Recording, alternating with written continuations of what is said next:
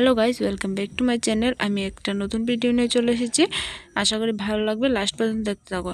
আর তোমরা কি ভাবছো আমি এতগুলো টাকা কোথা থেকে এনেছি? যদি জানতে চাও তাহলে লাস্ট পর্যন্ত দেখো। আর দেখো, কলেজ থেকে মামার বাড়ির উদ্দেশ্যে চলে গিয়েছিলাম, কিন্তু মামার বাড়িতে বোন বাড়ি ছিল না, এই আশ্রমটাই ছিল। তার জন্য বোন বললো নাকি এই আশ্রমটায় আসতে, তার জন্য এই আশ্রমটায় আসলাম। আর দেখো, এই আশ্রমটাতে সিসিটিভি ক্যামেরাও রয়েছে, দেখতে পাচ্ছ।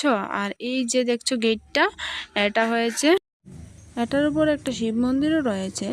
এটার উপরে অবশ্য আমি যাইনি, কিন্তু শুনেছি অনেকটাই সুন্দর। এখন যাওয়ার পারমিশন নেই, তার জন্য আর গেলাম না।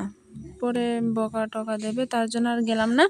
আর দেখো, আমার বোন প্রত্যেক সপ্তাহে এই আশ্রমটাতে আসে। কেন তোমাদের দেখাচ্ছে, দাঁড়াও, এই দেখো তোমরা।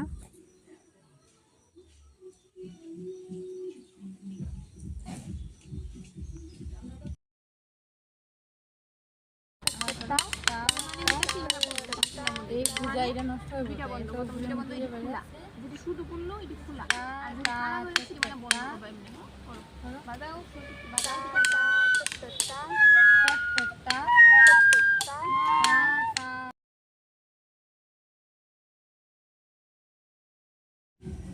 সব বোনদের এই দিদিটা কি জানি শেখায়।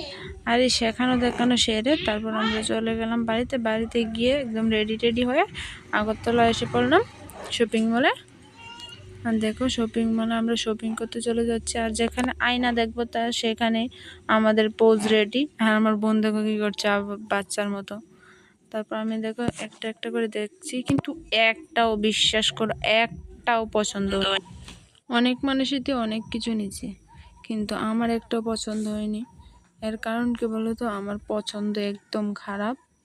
তো বুঝতেই পারছো, অনেক জিনিস আছে, অনেক মানুষই অনেক জিনিস নিয়ে যাচ্ছে, কিন্তু আমার একটু পছন্দ হলো না। তারপর বোন বললো যে চল, তোর তো পছন্দ হচ্ছে না, আমি তোকে আরেকটা মলে নিয়ে যাই। আর আমি বলবো না যে এই মলের জিনিস খারাপ, অনেক মানুষই নিয়ে যাচ্ছে, আমি বলবো যে আমার পছন্দই খারাপ। তারপর যাওয়ার সময় এই শুগুলো দেখলাম, অনেকগুলো শু ছিল, এগুলি খুবই ভালো লেগেছিল, কিন্তু আমি তার শু কিনতে যাইনি। তারপর আমরা চলে গেলাম, মল থেকে বের হয়ে চলে গেলাম। করা হলো না আমাদের। তারপর আস্তে আস্তে আরেকটা শপিং মলের উদ্দেশ্যে রওনা দিলাম। আর বোন পিছন থেকে ভিডিও করছে, আর আমি তো বুঝতে পারিনি যে বোন পিছন থেকে ভিডিও করছে, পরে দেখি যে ভিডিও করছে। আর আমি বোনকে বলছি যে বোন, আজকে ড্রেস না কিনে বাড়িতে কিছুতেই যাব না। গাই, শপিং মলে কোনো কাজ হয়নি, তার জন্য হকার্সের দিকে রওনা দিলাম। যে কম দাম, তার জন্য হকার্সে যাচ্ছি।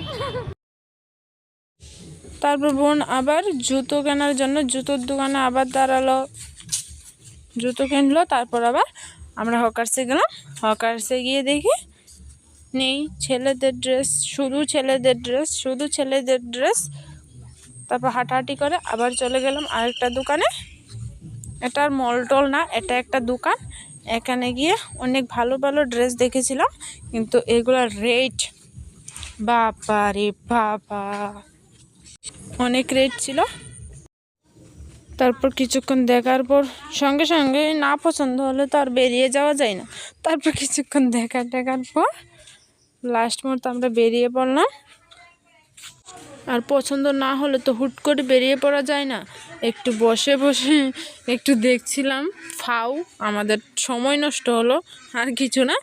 তারপর দেখে চলে আসলাম আরেকটা দোকানের দিকে। এখানেও সেম রেট, অনেক বেশি। তারপর এখান থেকে কিছু নিলাম, নিয়ে তারপর গাড়ির মধ্যে উঠে পড়লাম। তারপর একটু দাঁড়িয়েছিলাম, আর গাড়িটা আমার মামুর ছিল, মামু কি জানি কিনছিল, তার জন্য একটু দাঁড়িয়েছিলাম। আর কি ড্রেস কিনেছি তোমাদের বাড়ি গিয়ে দেখাবো। আবার তোমরা বলো না যে আমি রাস্তার মধ্যে পাগলের মতো হাঁটছি। না, এটা আমি একটা ভিডিও নিচ্ছিলাম, তার জন্য রাস্তার মধ্যে এভাবে হাঁটছিলাম।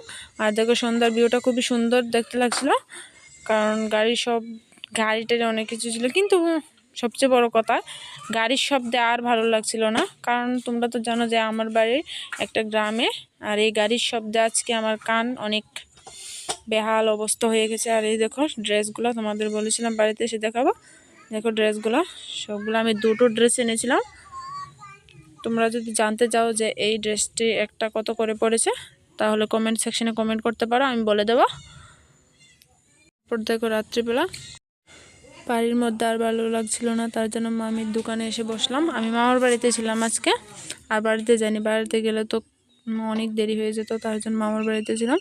তারপর রাস্তার পর ধারে এসে একটু বসলাম। আর দেখো এখানে একটা ফুল গাছ ছিল, খুব সুগন্ধ আসছিল ফুল গাছটা থেকে, খুব খুব সুগন্ধ আসছিল। তারপর একটা ফুল নিয়ে দেখো আমি কীভাবে কী করছি।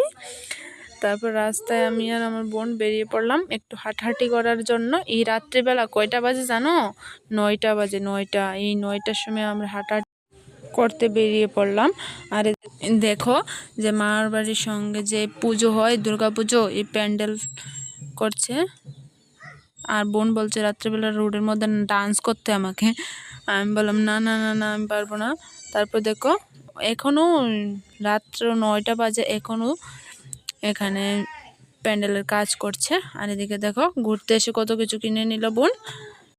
তারপর এগুলো আমরা খেয়ে দিয়ে তারপর বোন আমাকে নেল পলিশ পরিয়ে দিচ্ছে। তারপর ভাত খেয়ে ঘুমিয়ে পড়লাম। তারপর সকালে উঠে দিদা ম্যাগি করে দিল। যদি আমার এই ভিডিওটা ভালো লেগে থাকে তাহলে সাবস্ক্রাইব করে দিও। Bye, love you all.